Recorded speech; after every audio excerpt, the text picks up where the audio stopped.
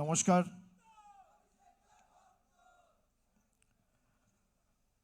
আমি প্রথমেই মঞ্চে উপবিষ্ট সবাইকে, এমএলএ এমপি সহ সংগঠনের দায়িত্বে যারা রয়েছেন, এসসি এসটি সেল সহ নমশূদ্র সেল সহ সাংগঠনিক পদাধিকারী, বিধায়ক, সাংসদ, মন্ত্রী এবং সর্বোপরি আজকের সঞ্চালিকা প্রতিমাদি, আমি তাকেও ধন্যবাদ জানাচ্ছি, আমার কৃতজ্ঞতা জানাচ্ছি। আমার আগে যারা বক্তব্য রেখেছেন আপনাদের বিস্তারিত বলেছেন আজকের কর্মসূচির কারণ, উদ্দেশ্য এবং লক্ষ্য। এবং বিগত 10-15 বছর 2011 থেকে 2026 আমাদের সরকারের একাধিক যুগান্তকারী প্রকল্প সিদ্ধান্তর কারণে বিশেষ করে তপশিলি জাতি, উপজাতি, জনজাতি, মূলবাসী, তালিকাভুক্ত প্রতিনিধিরা বিভিন্ন স্তরে বিভিন্নভাবে যেভাবে উপকৃত হয়েছে তার বিস্তারিত বর্ণনা তারা দিয়েছেন। আমি এখানে একটু আগেই এসেছি এবং আমি একাধিক বক্তার কথা শুনেছি, বক্তব্য শুনেছি। আমার বসে থাকতে থাকতে হঠাৎ করে মনে পড়ে গেল যে আজকের তারিখটা 2 মার্চ। আমরা কিছু ভেবে আজকের তারিখ হয়তো ঠিক করিনি, তার কারণ ফেব্রুয়ারি মাস জুড়ে মাধ্যমিক, উচ্চ মাধ্যমিক পরীক্ষা ছিল। যদিও আমাদের এই সভা, ইনডোর সভা আমরা আগেও করতে পারতাম, কিন্তু যেহেতু এসআইআর এর কাজ চলছিল, তৃণমূলের সর্বস্তরের জনপ্রতিনিধিরা মানুষের সাথে তাদের সীমাবদ্ধ সামর্থ্য অনুযায়ী তাদের সাহায্যের হাত বাড়িয়ে দেওয়ার জন্য মাঠে ছিল, ময়দানে ছিল। আমরা কোর্টে ছিলাম, পার্লামেন্টে ছিলাম, মাঠে ছিলাম, ময়দানে ছিলাম। কেউ 1 ইঞ্চি জমি জায়গা বিজেপি এবং তার সহকারী সংস্থা নির্বাচন কমিশনকে ছাড়েনি। আমরা হঠাৎ করে ঠিক করলাম, আমার কাছে যখন রাজ্যের তরফ থেকে একটা প্রস্তাব দেওয়া হয় যে এমন একটা কর্মসূচি আমরা করব যেখানে প্রত্যেকটা বিধানসভা থেকে 10 জন 15 জন করে প্রতিনিধিদের আমরা ডাকবো এবং তপশিলি সংলাপ যে দলের কর্মসূচি যেটা আজকে ঘোষণা করা হবে, তো আমি বললাম ঠিক আছে, তাহলে মার্চের 2 তারিখ করে দেওয়া হোক। রোববার সবার অনেক কাজ থাকে, সোমবার দেখে 2 তারিখ। আমার সকালবেলা একটা মেসেজ এলো, আমাকে একজন মেসেজ করে জানালো যে আজকের দিনে, আজ থেকে প্রায় 100 বছর আগে, 1930 সালে, মানে আজ থেকে প্রায় 94 বছর আগে, 96 বছর আগে, বি.আর. আম্বেদকর মহারাষ্ট্রে একটা নাসিকে মন্দির ছিল, কালারাম মন্দির। মূর্তিটা কালো পাথর দিয়ে তৈরি করা হয়েছিল বলে সেই মন্দিরের নাম ছিল কালারাম মন্দির। তৎকালীন ব্রিটিশদের পুলিশ এবং কিছু হিন্দু ধর্মের প্রতিনিধি বা মৌলবাদী হিন্দু যারা, তারা এসসি সম্প্রদায়ের মানুষদের সেই মন্দিরে ঢুকতে দিত না। আজকের দিনে প্রায় 15-20 হাজার মানুষ নিয়ে পায়ে হেঁটে বি.আর. আম্বেদকর সেই মন্দিরের বাইরে অবস্থান বিক্ষোভ করেছিল, আজ সেই 2 মার্চ। এটা কাকতালীয়, আমরা কিন্তু ভেবে চিন্তে সিদ্ধান্ত নিইনি যে আজকেই মিটিং করতে হবে। তার প্রতিকৃতিতে আমরা পুষ্পার্ঘ্য নিবেদন করেছি, মাল্যদান করেছি এবং বাবা সাহেবের দেখানো পথেই, সেই সংবিধানকেই পাথেয় এবং পথ চলার প্রেরণা করে তৃণমূল কংগ্রেস মাঠে ময়দানে লড়াই করছে। এমন এক পরিস্থিতি, পরিবেশের মধ্যে আজকে দেশ দাঁড়িয়ে রয়েছে, যেখানে দেশের স্বরাষ্ট্রমন্ত্রী তিনি বলছেন আম্বেদকরের নাম নেওয়া একটা ফ্যাশন হয়ে গেছে। কেউ যদি আম্বেদকর আম্বেদকর বলছে, স্বরাষ্ট্রমন্ত্রী অমিত শাহর গায়ে লাগছে। এই খবর আপনি টিভির চ্যানেলে দেখবেন না, সমাজ মাধ্যমে কেউ হয়তো শুনেছেন, দু চারটে খবরের কাগজ পৃথকভাবে খবর করতে পারে, কিন্তু মেন স্ট্রিম মিডিয়া এই খবর কোনোদিন দেখাবে না। বিজেপির একাধিক নেতা কর্মী যেভাবে এসসি এসটি সম্প্রদায়ের প্রতিনিধিদের অপমানিত করেছে, বিশেষ করে 2014 সালে বিজেপি সরকারে ক্ষমতায় আসার পর থেকে আপনারা সবাই সেটা দেখেছেন। কিছু তথ্য যদি আপনাদের সামনে রাখি, শেষ যে এনসিআরবির ডেটা, অর্থাৎ ন্যাশনাল ক্রাইম রেকর্ড ব্যুরো 2025 সালে সেপ্টেম্বর মাসে যে ডেটা পাবলিশ হয়েছে, 2023 সালের যে রিপোর্ট হয়েছে, সেই রিপোর্টে যে রাজ্যগুলো শীর্ষে রয়েছে, তপশিলি জাতির মানুষের বিরুদ্ধে একাধিক অপরাধ, নির্যাতন বা আক্রমণাত্মক ঘটনার ক্ষেত্রে 1 নম্বর স্থানে রয়েছে যে রাজ্য বা প্রদেশ, তার নাম উত্তরপ্রদেশ। 2 নম্বর স্থানে রয়েছে রাজস্থান।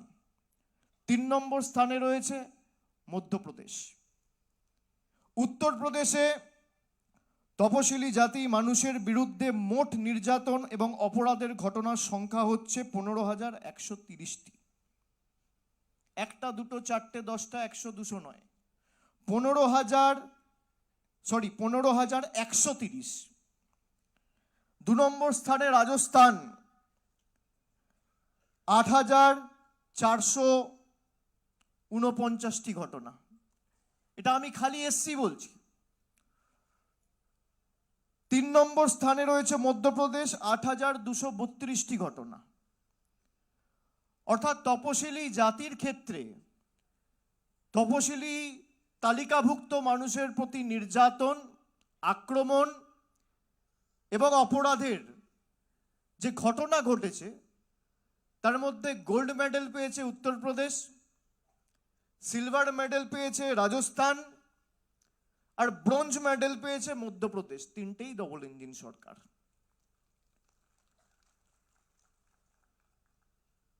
আমি যদি এবার জনজাতি মূলবাসীদের ক্ষেত্রে আপনাদের উদাহরণ দিই, এই তথ্য আমার নয়, এই তথ্য অমিত শাহের মন্ত্রকের। 1 নম্বর স্থানে রয়েছে মণিপুর। ঘটনার সংখ্যা, আদিবাসীদের উপর নির্যাতন বা অপরাধের ঘটনা ঘটেছে মণিপুরে 3,399টি, মানে প্রায় 3,400।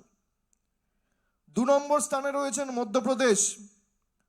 ঘটনার সংখ্যা 2,858। 3 নম্বর স্থানে রয়েছে রাজস্থান। ঘটনার সংখ্যা 2,453। 3টেই ডবল ইঞ্জিন সরকার। যারা দলিত, আদিবাসী, জনজাতি, মূলবাসী, তপশিলীদের উপর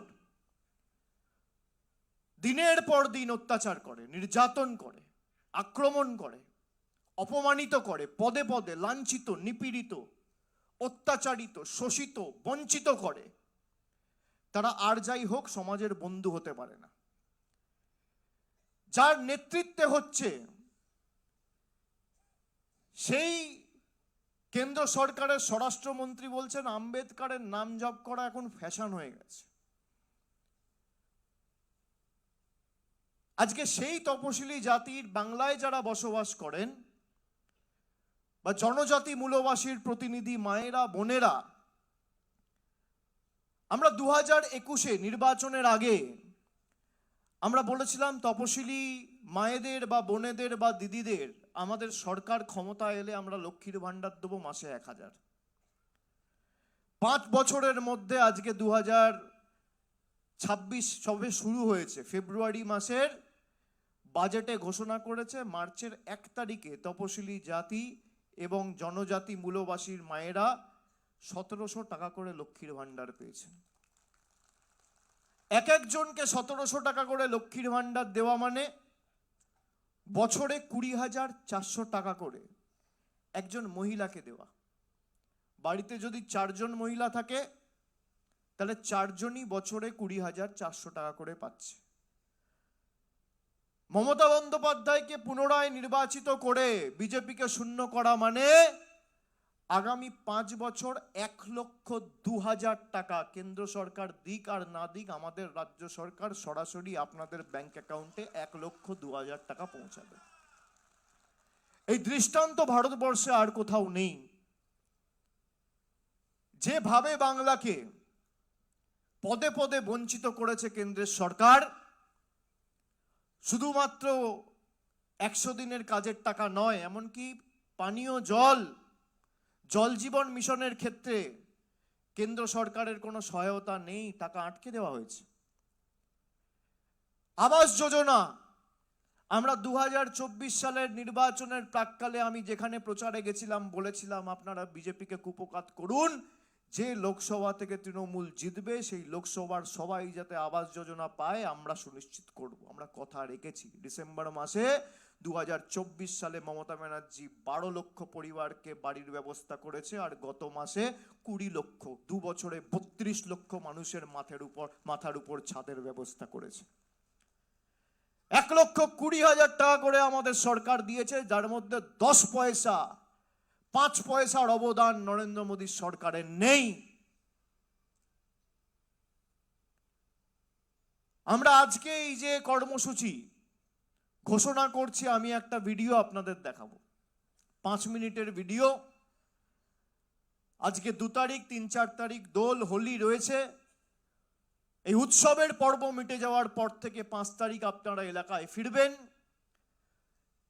আপনাদের জন্য বিশেষ কিছু বাহন গাড়ির ব্যবস্থা করেছে দল। সেই গাড়িতে আপনারা আগামী 2 মাস প্রচার করবেন।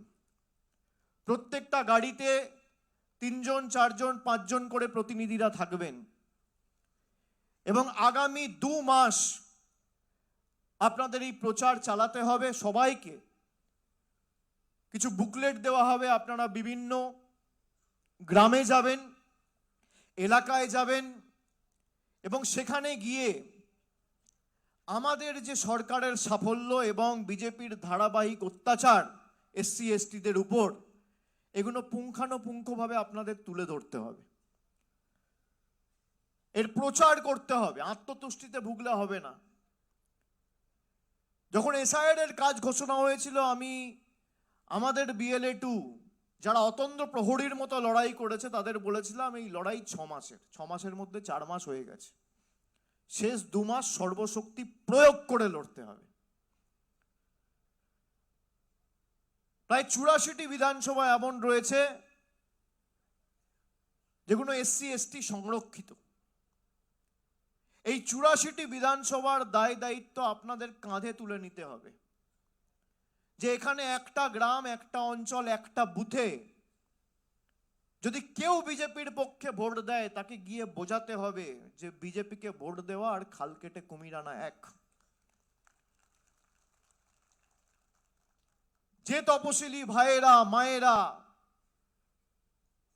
এক বুক আশা আকাঙ্ক্ষা নিয়ে ভোট দিয়েছিল, তারা দেখুক এই বিজেপি তাদের কিভাবে অপমানিত করেছে।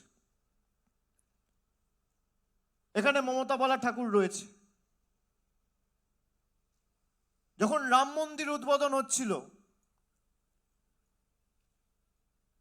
গাইঘাটা থেকে মতুয়া ভাইয়েরা পাগল গোসাই মাথায় করে জল নিয়ে গেছিল রাম মন্দিরে দেবে বলে, ঢুকতে দেওয়া হয়নি।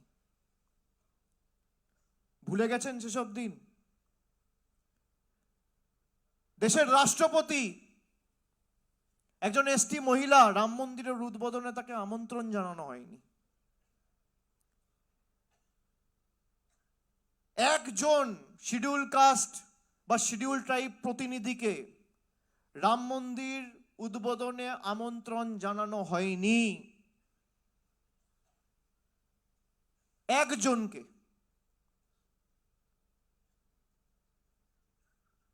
আমাদের গর্বের যে দেশের রাষ্ট্রপতিও এই বাংলার মাটিতে এসে জয় বাংলা বলে গেছে। বাংলার মানুষকে বিজেপি বাংলাদেশি বলে আখ্যায়িত করে আমাদের বাংলাদেশি বলে বিভিন্ন জায়গায় হেনস্থা করেছে, নির্যাতিত করেছে, অত্যাচারিত করেছে, অবহেলিত করেছে। এর জবাব আগামী 2 মাস পর মে মাসে বিজেপি পাবে। কিন্তু আমাদের আত্মতুষ্টিতে ভুগলে চলবে না যে আমরা তো ভালো করছি, জিতব। লড়াই বুথে, লড়াই গ্রামে, লড়াই মাঠে, লড়াই ময়দানে, যে অঞ্চলে, যে পাড়ায়, যে গ্রামে বিজেপিকে ভোট দিয়েছিল এসসি এসটি সম্প্রদায়ের মানুষরা, তাদের বোঝাতে হবে অভিন্ন দেওয়ানি বিধি বিজেপি আনতে চায়।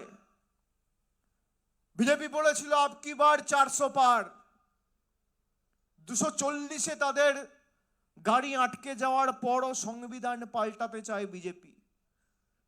অগস্ট মাসে বিল এনেছে সংশোধন পাল্টানোর, কনস্টিটিউশনাল অ্যামেন্ডমেন্ট।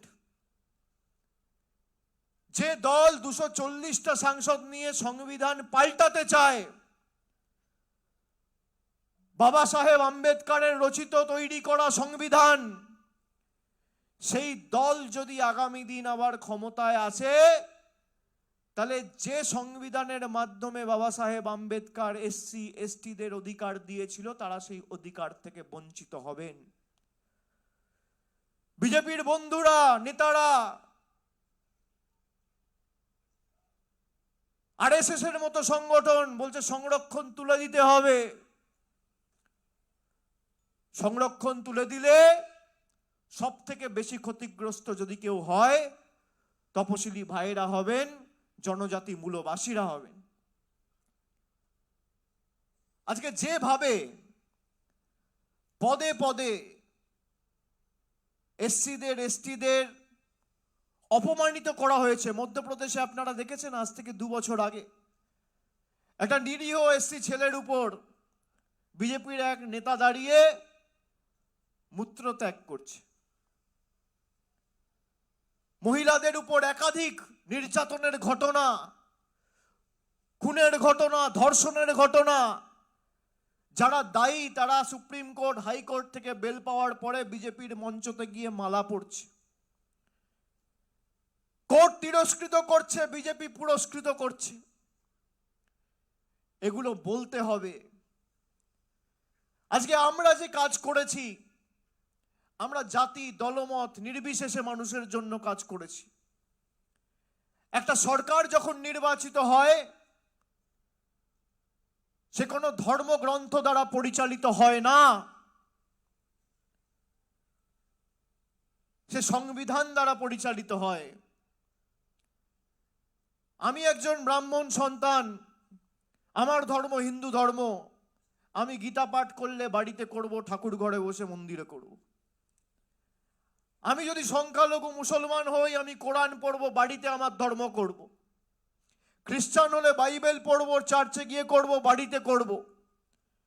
কিন্তু আমি যখন মানুষের দ্বারা নির্বাচিত, আমার একটাই গ্রন্থ, সেই গ্রন্থের নাম হচ্ছে দেশের সংবিধান।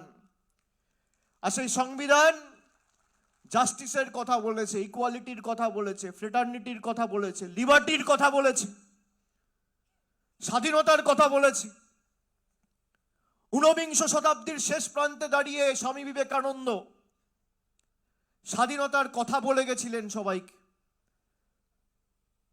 আমরা বাক স্বাধীনতার কথা শুনেছি স্বামীজির মুখে। তিনি শিক্ষায় স্বাধীনতা বলেছেন, ভালোবাসায় স্বাধীনতা বলেছেন, বাক স্বাধীনতা বলেছেন। আজকে আমি কি করব, কি রঙের জামা পরব, কার নাম ভোটার তালিকায় থাকবে, কে চিকেন প্যাটিস বিক্রি করবে, কে এগ চাউমিন বিক্রি করবে, আর কে এগ রোল বিক্রি করবে, যতদিন বাংলায় আমরা আছি বিজেপির বাবার জমিদাররা দিল্লিতে বসে ঠিক করবে না। শেষ রক্তবিন্দু পর্যন্ত এই লড়াই চলবে।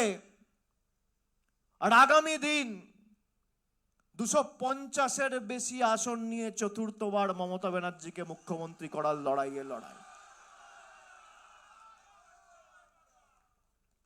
আমি কৃতজ্ঞ ঝাড়গ্রামের কাছে, বাঁকুড়ার কাছে, পুরুলিয়া সিটটাও আমরা অল্প ব্যবধানে হেরেছি, আরামবাগে আমরা জিতেছি,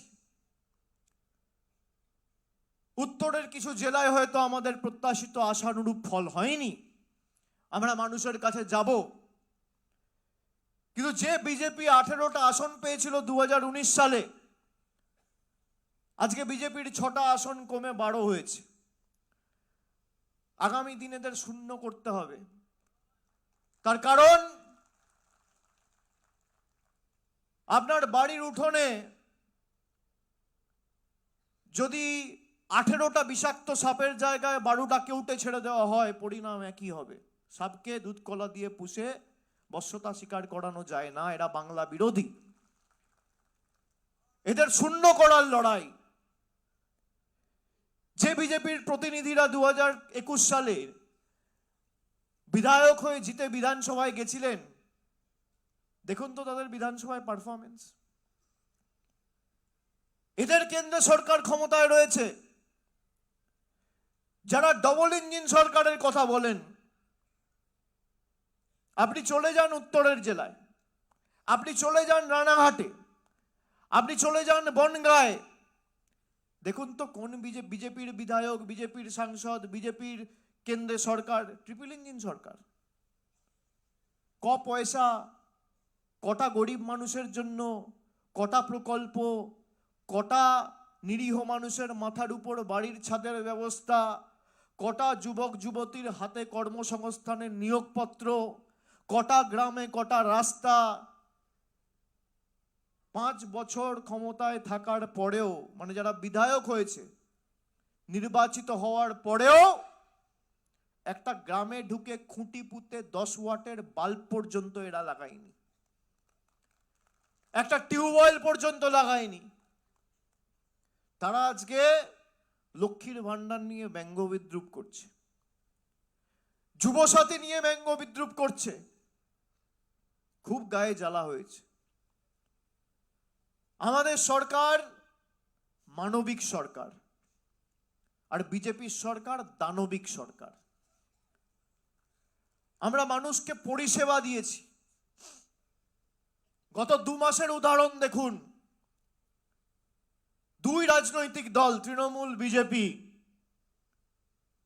একজন এসআইআর করে মানুষকে লাইনে দাঁড় করিয়ে তার মৌলিক অধিকার কেড়ে নিচ্ছে, আর একটা দল তৃণমূল, যার সরকার যুবসাথী প্রকল্প ঘোষণা করে যুবকদের লাইনে দাঁড় করিয়ে মাসে মাসে 1500 টাকা আর্থিক সাহায্য প্রদান করার প্রতিশ্রুতি দিচ্ছে। একদিকে মোদি নিচ্ছে, আর একদিকে মমতা ব্যানার্জি দিচ্ছে। ওরা কাটছে আর আমরা দিচ্ছি, ওরা ভাঙছে আমরা গড়ছি। আমি কবির কথায় বলি, রবীন্দ্রনাথ ঠাকুরের কথায়, শেষ কহে একদিন সব শেষ হবে, হে আরম্ভ বৃথা তব অহংকার তবে, আরম্ভ কহিল হেসে যেথা শেষ হয় সেথাই পুনরায় আরম্ভ উদয়। তোমরা এক হাতে কাটবে, আমরা এক হাতে দেবো। তোমাদের যা জেদ তার 10 গুণ জেদ আমাদের। মমতা বন্দ্যোপাধ্যায় থাকা অবধি বাংলার মানুষকে কেউ ভাতে মারতে পারবে না। দেশের প্রধানমন্ত্রী জনসমক্ষে এসে বলেছিল 2018 সালে যে 2022-এর মধ্যে যত দেশে লোক আছে সবার আমি ছাদের ব্যবস্থা করব। আজকে 2026, দেখা কেডা বাংলায় গত 5 বছরে বাড়ির জন্য 5 পয়সা দিয়েছে। দেখাক মোদী সরকার। আমি রাজনীতি ছেড়ে দেবো। দেখাক মোদী সরকার গত 5 বছরে 100 দিনের জন্য 10 পয়সা দিয়েছে বাংলার 2,64,00,000 জব কার্ড হোল্ডারকে। আমি রাজনীতি ছেড়ে দেবো, এখানে মিডিয়া রয়েছে। দেখাক মোদী সরকার গত 3-4 বছরে গ্রামীণ সড়ক যোজনায় 10 পয়সা বাংলার মানুষের জন্য দিয়েছে। আমি রাজনীতি ছেড়ে দেবো, শ্বেতপত্র প্রকাশ করুন, পারবেন? দিয়েছে কে? মমতা বন্দ্যোপাধ্যায়। অনেকে বলে ট্যাক্সের টাকা, মমতা বন্দ্যোপাধ্যায় দিচ্ছে তার নিজের টাকা না। যারা ট্যাক্স দেন 90% ট্যাক্স কেন্দ্র সরকারকে দেন। ইনকাম ট্যাক্স, জিএসটি কে নেয়? কেন্দ্র সরকার নেয়। সেই টাকা গায়ের জোরে জোর জবরদস্তি গাজোয়ারি করে আটকে রেখে দেয়। বাংলার মানুষের টাকা, পুরুলিয়ার টাকা, ঝাড়গ্রামের টাকা, হুগলির টাকা, পূর্ব বর্ধমানের টাকা, দক্ষিণ 24 পরগনার টাকা, নদিয়ার টাকা, জলপাইগুড়ির টাকা গায়ের জোরে আটকে রেখে এরা এই টাকাগুলো গুজরাটে পাঠাচ্ছে, বিহারে পাঠাচ্ছে, উত্তরপ্রদেশে পাঠাচ্ছে।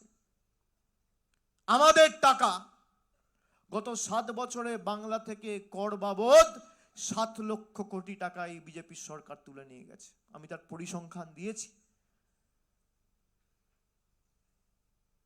আজকে যেভাবে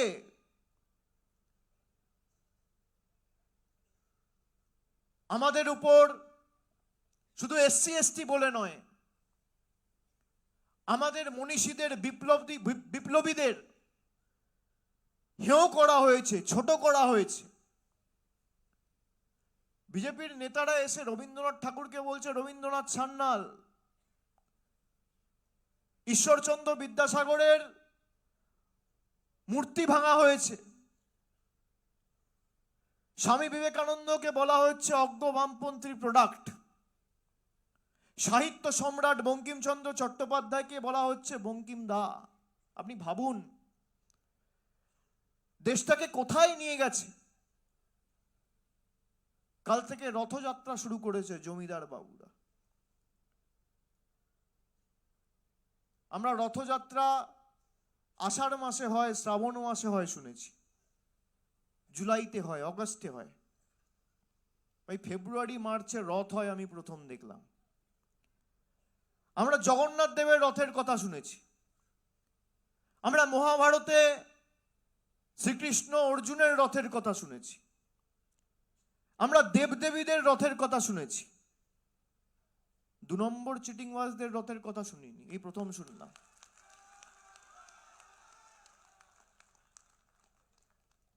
মানুষের প্রতিনিধিরা রাস্তায় থাকবে, না থেকে তারা থাকছে কোথায়? রথে। আপনি ভাবুন, মানুষ যাদের নির্বাচিত করেছে তাদের পায়েই যদি মাটিতে না পড়ে, তারা যদি রথে বসে ভাষণবাজি করে আর নির্দেশিকা জারি করে আর নিদান দেয়, আর ক্ষমতায় না আসার পরে বিরোধী দলে থেকে রথে চড়ছে, তাহলে যদি ক্ষমতায় থাকতো এরা কিসে চড়তো? কিসে চড়তো? তখন তো 4 তলা রথ তৈরি হতো। 70টা এমএলএ পেয়ে রথ, তাহলে এরা যদি 200 পার করতো কি হতো? বা আরো 70টা আসন বেশি পেত কি হতো? কে চিকেন প্যাটিস বিক্রি করবে আর কে ভেজ রোল বিক্রি করবে বিজেপির নেতারা ঠিক করছে। বিজেপির বিহারের উপমুখ্যমন্ত্রী বলছে মাছ মাংস বিক্রি করা যাবে না। কারা মাছ খান একটু হাত তুলুন তো, কারা খান? খান তো?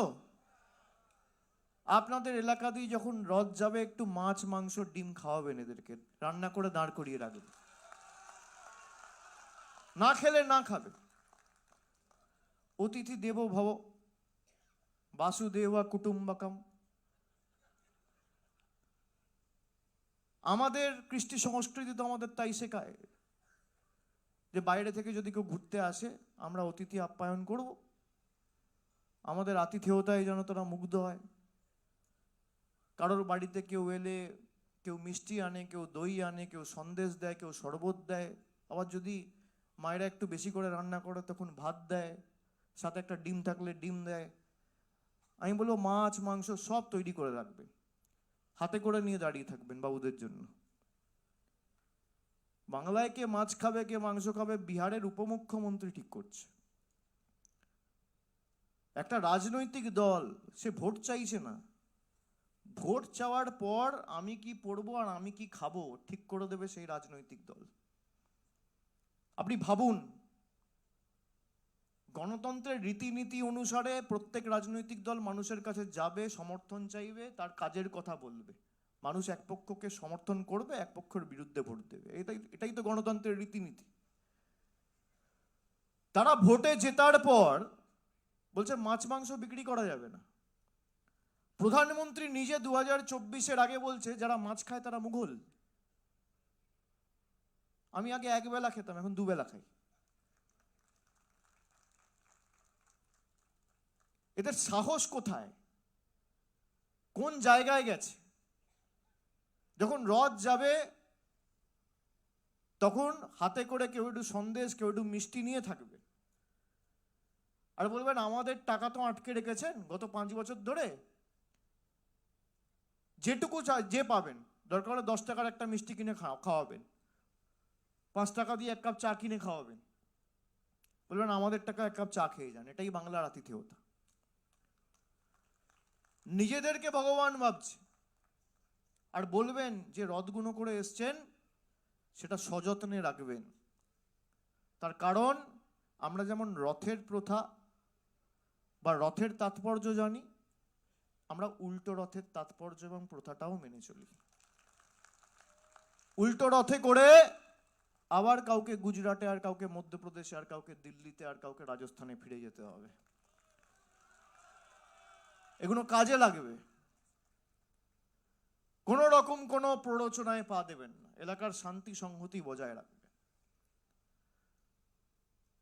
শেষ তো মানুষ ঠিক করবে।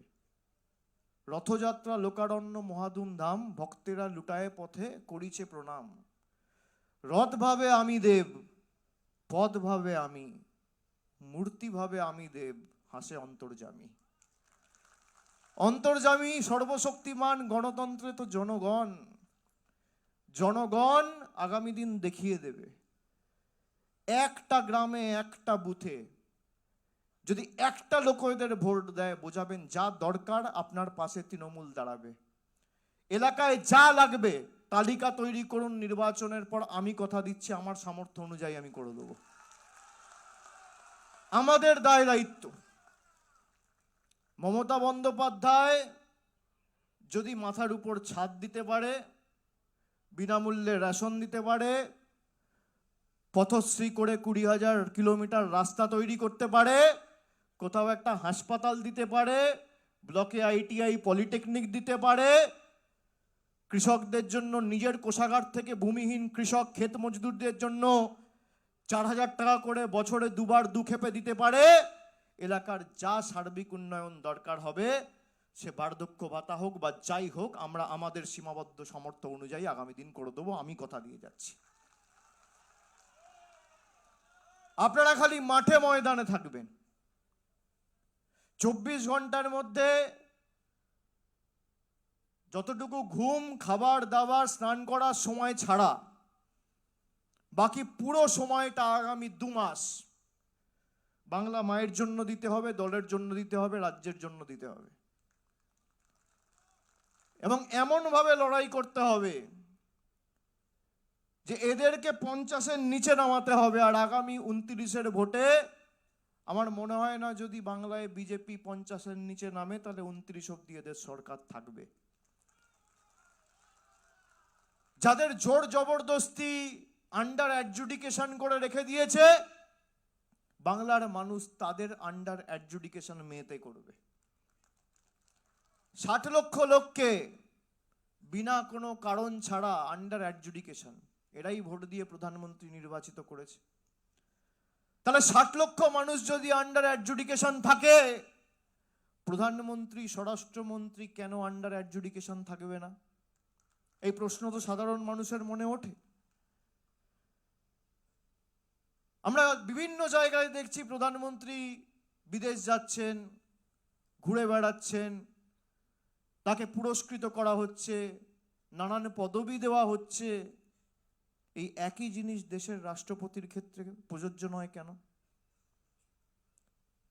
তিনি জনজাতি, মূলবাসী, আদিবাসী মহিলা বলে কটা পদক পদবি দেশের রাষ্ট্রপতিকে দেওয়া হয়েছে। রাষ্ট্রপতির পদ দেশের প্রধানমন্ত্রীর পদের থেকে বড়।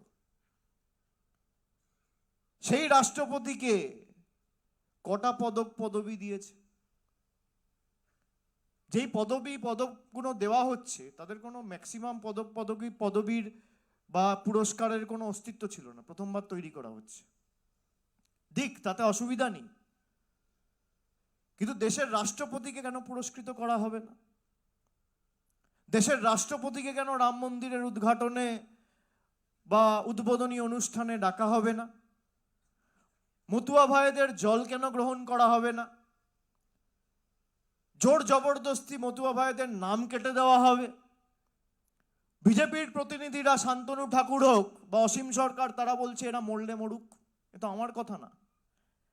5 লক্ষ মতুয়াদের নাম যদি বাদ যায়, বিজেপি বলছে যাবে। বিজেপির প্রতিনিধিরা ঠিক করে দিচ্ছে। ঠাকুর বাড়িটাকে কার্যত নিজের পৈতৃক সম্পত্তি বানিয়ে রেখেছে। আমি 23 সালে যখন নবজোয়ার করতে গেছিলাম, আমাকে পুজো দিতে দেয়নি। আমি মনে মনে শপথ করেছিলাম আর বাইরে থেকে প্রণাম করে প্রতিজ্ঞা করেছিলাম, এর বিচার ঠাকুরবাড়ি এবং গাইঘাটার মানুষ করবে। আমাকে যেখানে আটকে ছিল সেই বুথে শান্তনু ঠাকুর পঞ্চায়েতে হেরেছে। আমি আগের মাসে গেছি। ঠাকুরবাড়ি অবাড়িত দ্বার, কে যাবে, কে পুজো দেবে, কারা ঠিক করবে? বিজেপির নেতারা।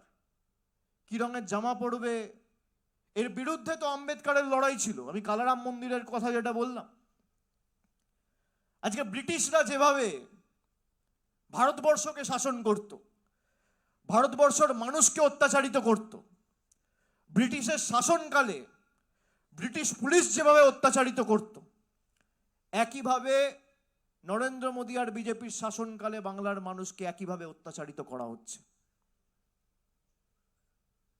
আমাদের ছাড়লে চলবে না। যে যে ভাষায় বোঝে তাকে সে ভাষায় জবাব দিতে হবে। আর জয় বাংলা যখন বলবেন, মাথা উঁচু করে বলবেন, গলার আওয়াজ তুলে বলবেন। এটা আমাদের পরিচয়, আমাদের অধিকার। দেশের রাষ্ট্রপতি জয় বাংলা বলে গেছে। এর থেকে বড় আর কি এন্ডোর্সমেন্ট চান আপনারা? দেশের স্বরাষ্ট্রমন্ত্রী বলছে বাংলায় কথা বললে বাংলাদেশি, আসামের মুখ্যমন্ত্রী বলছে। আর ভারতবর্ষের রাষ্ট্রপতি কলকাতায় নেতাজি ইন্ডোর স্টেডিয়ামে এসে হাত তুলে জয় বাংলা বলে যাচ্ছে।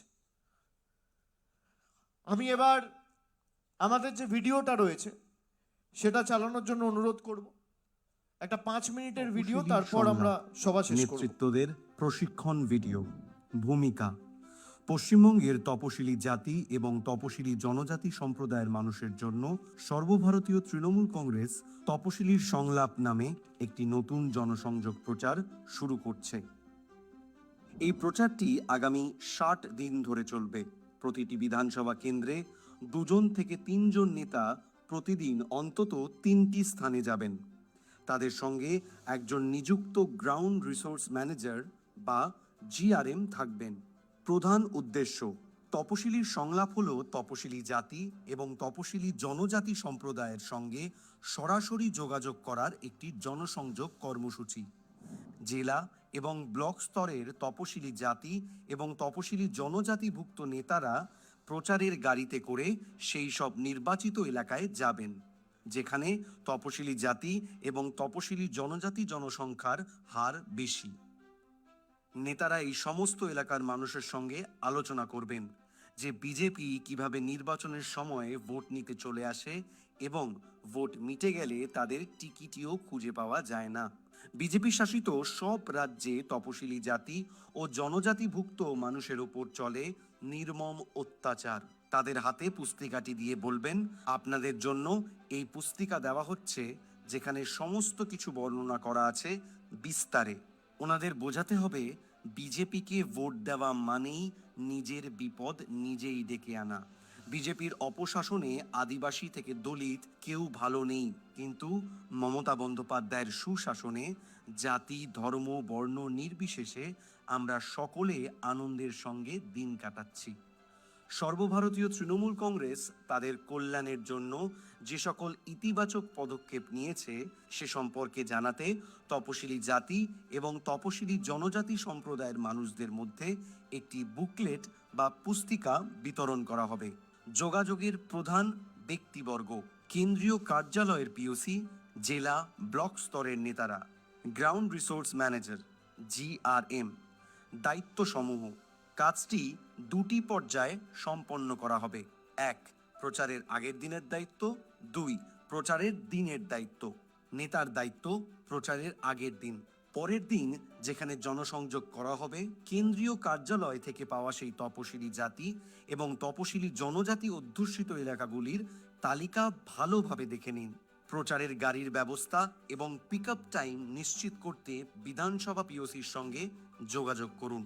বিধানসভা পিওসির কাছ থেকে আপনার সাথে নিযুক্ত GRM এর নাম এবং ফোন নাম্বার সংগ্রহ করুন। লোকসভা স্তরের প্রচার সামগ্রীর থেকে তপশিলির সংলাপ পুস্তিকা এবং অন্যান্য প্রচারের সামগ্রী নেওয়া হয়েছে কিনা তা GRM এর সঙ্গে কথা বলে নিশ্চিত করুন। নেতা কোথা থেকে প্রচার গাড়িতে উঠবেন এবং কর্মসূচির শেষে তাকে কোথায় নামিয়ে দেওয়া হবে সেই নির্দিষ্ট জায়গাটি সম্পর্কে GRM-কে জানান।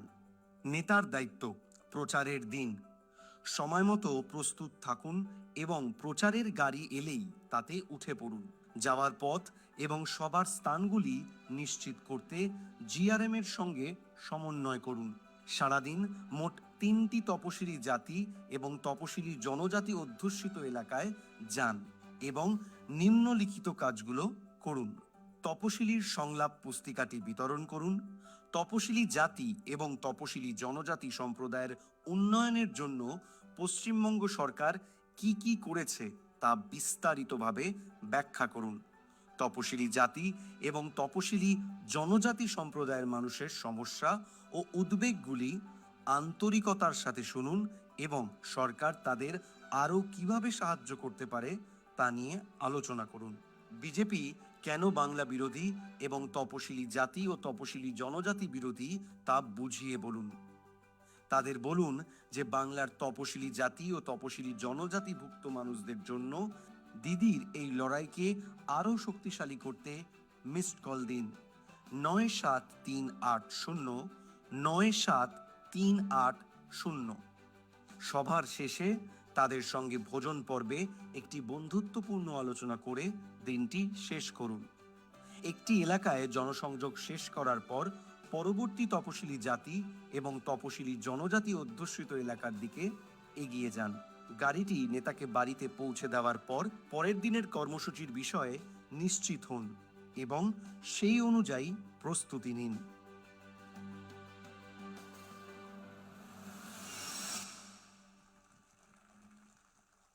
আপনারা দেখেছেন এই ভিডিওর মধ্যে বিস্তারিত কর্মসূচির বর্ণনা এবং নির্দিষ্ট কিছু নিয়মাবলী রয়েছে যেগুলো আপনাদের সকলকে মেনে চলতে হবে এবং দলের যতটুকু সাপোর্ট বা সামর্থ্য রয়েছে আমরা পুরোপুরি আপনাদের সেই সহায়তা করব। কিন্তু আগামী 2 মাস আপনাদের রাস্তায় থাকতে হবে এবং মানুষকে বোঝাতে হবে। কোথাও কেউ যদি গাড়িতে জায়গা নাও পান, নিজে যান গ্রামে, দল আমার জন্য গাড়ি পাঠালো না ভেবে নিজে যান। যদি 4টে লোককেও বোঝাতে হয় বোঝান। এই দায়ভার আমাদের সকলের কাঁধে নিতে হবে। গত 5 বছরে, বিশেষ করে 2021 থেকে 26, বিজেপি এখানে বিরোধী দলের মর্যাদা পাওয়ার পর বিজেপির নেতারা যেভাবে তপশিলি জাতির একাধিক নির্বাচিত জনপ্রতিনিধি, আপনারা দেখেছেন শুভেন্দু অধিকারী কি ভাষায় দেবনাথ হাঁসদা, বীরবাহা হাঁসদাদের আক্রমণ করেছে। কাউকে বলেছে আমার জুতোর নিচে থাকে। এবং তাদের বিরুদ্ধে যারা আক্রমণ করেছে বিজেপি কিন্তু এখনো কোনো ব্যবস্থা নেয়নি, উল্টে তাদের আরো পুরস্কৃত করেছে। এই কারণেই আমরা ভারতীয় জনতা পার্টিকে তপশিলি জাতি এবং জনজাতি মূলবাসী বিরোধী বলছি, বাংলা বিরোধী বলছি। আমরা এই কারণে তাদেরকে জমিদার বলছি, তার কারণ জমিদার যে আচরণ করতো এই একই আচরণ একজন নির্বাচিত প্রতিনিধি একটা দলের, তিনি বিরোধী দলনেতার মর্যাদা পেয়েছেন বলে তিনি একটা জনজাতি ছেলেকে বলছেন আমার জুতোর নিচে আমার পায়ের তলায় থাকে। এর বিরুদ্ধে মামলা হয়েছে, কিন্তু বিচার ব্যবস্থার একাংশ যেহেতু বিজেপির বন্ধু, তাই কোনো ব্যবস্থা হয় না। আর যদি হয়ও একদিনে বেল পেয়ে যাবে। দেশটাকে এরা রসাতলে নিয়ে যেতে চাইছে। একমাত্র দেশের মধ্যে 1500টা রাজনৈতিক দল আছে, লড়াই করছে তৃণমূল কংগ্রেস এবং মমতা বন্দ্যোপাধ্যায়। এবং বাংলাই আগামী দিন ভারতবর্ষকে পথ দেখাবে। এই নির্বাচন সেই ভারতবর্ষকে আলো দেখাতে বা তমসাচ্ছন্ন ভারতবর্ষে মুক্তির সূর্যোদয় ঘটানোর ক্ষেত্রে অগ্রণী ভূমিকা পালন করবে এবং খুঁটি পুজোটা 26-এর নির্বাচনে হবে, এটা মাথায় রাখবেন। সে কারণে আমাদের কাঁধে কাঁধ মিলিয়ে ধরতে হবে। আর যেখানে আমাদের প্রয়োজনীয়তা থাকবে, আপনি আপনার মতো লড়াই করুন, আমাদের টিম আপনাদের সাথে থাকবে, দলের একজন স্বেচ্ছাসেবক বা ভলেন্টিয়ার আপনারা যখন কর্মসূচিগুলোতে অংশগ্রহণ করবেন আপনাদের সাহায্য করার জন্য তারা থাকবে। তাদের মাধ্যমে আমরা টাইম টু টাইম ফিডব্যাক নেব, যেখানে যা প্রয়োজনীয়তা থাকবে আমরা চেষ্টা করব আপনাদের যেখানে যা দরকার সেই সাহায্য করার জন্য। কিন্তু মাঠে ময়দান ছেড়ে বাড়িতে বসে থাকলে কিন্তু হবে না। আমার এলাকায় খুব ভালো, আমি প্রায় 40,000 ভোটে জিতবো, আপনি 40টাকে 50 করুন। কেউ যদি ভাবেন 30-এ জিতবো, সেটা 35 করুন। একটা বুথে আমি যদি জানি আমি 100 ভোটে জিতবো, সেটাকে 200 করুন। বুথে বাড়ি বাড়ি যান, মানুষকে বোঝান। আজকে যেভাবে তপশিলীদের, এই যেখানে বাপি হালদার আছে, একজন তপশিলী প্রতিনিধি, নির্বাচিত সাংসদ, তাকে হিয়ারিং নোটিশ পাঠিয়েছিল। একাধিক তপশিলী প্রতিনিধিদের ডিলিট করে দেওয়া হয়েছে ভোটার লিস্ট থেকে। 250-র বেশি ফোন এখনো পর্যন্ত আমি পেয়েছি। কালকে সাংবাদিক বৈঠক করেছি, বিস্তারিত বলেছি। যারা জীবিত রয়েছে, বেঁচে আছে, যাদেরকে দেখিয়ে দেওয়া হয়েছে মৃত। আপনার ভোটের অধিকার বিজেপি কেড়ে নিতে চাইছে। ভূভারতে কোনোদিন এই জিনিস হয়নি। এর বিরুদ্ধে আমাদের লড়াই। যারা অভিন্ন দেওয়ানি বিধি আনতে চায়, সংরক্ষণকে তুলে দিতে চায়, তপশিলি প্রতিনিধিদের নিপীড়িত বঞ্চিত করে রাখতে চায়, তাদেরকে ঝেঁটিয়ে বিদায় দেওয়ার লড়াই, তাদেরকে বাংলা ছাড়া করার লড়াই, বাংলা থেকে বিতাড়িত করার লড়াই, বাংলা ছাড়া করে উল্টো রথে করে দিল্লি গুজরাট পাঠিয়ে দেওয়ার লড়াই। এই লড়াইয়ে 1 ছটাক জমি আমরা ছাড়বো না। আর যত এদের ক্ষমতা আছে প্রয়োগ করুক। এরা ভাবছে মানুষের নাম বাদ দিয়ে আমরা ক্ষমতায় আসব। আপনার ক্ষমতা থাকলে 60 লক্ষ মানুষ যারা অ্যাডজুডিকেশনে রয়েছে আপনি নাম বাদ দেন। আপনার যত ক্ষমতা আছে আপনি প্রয়োগ করুন। আপনারা থাকবেন রথে আর তৃণমূল কংগ্রেস থাকবে পথে। জমিদাররা থাকবে রথে আর মামাটি মানুষ থাকবে পথে। পথে এবার নামো সাথী, পথেই হবে পথ চেনা। আগামী 6 তারিখ মমতা বন্দ্যোপাধ্যায় অবস্থান বিক্ষোভ ধর্নায় বসবেন বেলা 2টোয় মেট্রো চ্যানেলে। তিনি পরবর্তী কর্মসূচি সেখান থেকে ঘোষণা করবে। আমি আপনাদের বলবো, তিনি যখন পথ দেখিয়েছেন, আমাদের রাস্তায় থাকতে হবে, মানুষের পাশে দাঁড়াতে হবে এবং মানুষের হয়েই লড়াই লড়তে হবে। বিজেপিকে বাংলা ছাড়া করতে হবে। তাই যতই করো হামলা, যতই করো মামলা, যত ক্ষমতা আছে প্রয়োগ করো, দেখি কার কত ক্ষমতা। তোমার কাছে ইডি আছে, ইলেকশন কমিশন আছে, সিবিআই আছে, বিচার ব্যবস্থা আছে। কালকে রাত্রিবেলা দেখছি সুপ্রিম কোর্টে যে বিচারকের অধীনে এসআইআর রয়েছে, ভোটার লিস্টে তার নামই ভুল। আপনি ভাবুন, যে বিচারকের এজলাসে মামলা বিচারাধীন, সেই বিচারকের নামের বানান ভুল ভোটার লিস্টে। কি অবস্থা! এর থেকে বড় আর কি হতে পারে? দিনের আলোর মতো পরিষ্কার। তো যতই করো হামলা, আবার জিতবে বাংলা। এটা বুথে বুথে পৌঁছাতে হবে, মানুষকে বলতে হবে যেখানে যা দরকার আমি দাঁড়িয়ে আছি, আপনাদের সাথে কাঁধে কাঁধ মিলিয়ে লড়াই করব। সবাইকে আশ্বস্ত করে দিয়ে যাচ্ছি। আপনারা সকলে ভালো থাকবেন, সুস্থ থাকবেন। হোলি পূর্ণিমা এবং দোল উৎসবের সবাইকে আগাম শুভেচ্ছা। আগামী দিনগুলো আপনাদের পরিবার, বন্ধুদের সবার ভালো কাটুক এবং জয় হোক বাংলার, জয় হোক বঙ্গবাসীর। সকলকে প্রণাম জানিয়ে, কৃতজ্ঞতা জানিয়ে, নমস্কার জানিয়ে আর জোহার জানিয়ে আমি আমার বক্তব্য এখানেই শেষ করলাম। জয় হিন্দ, জয় বাংলা।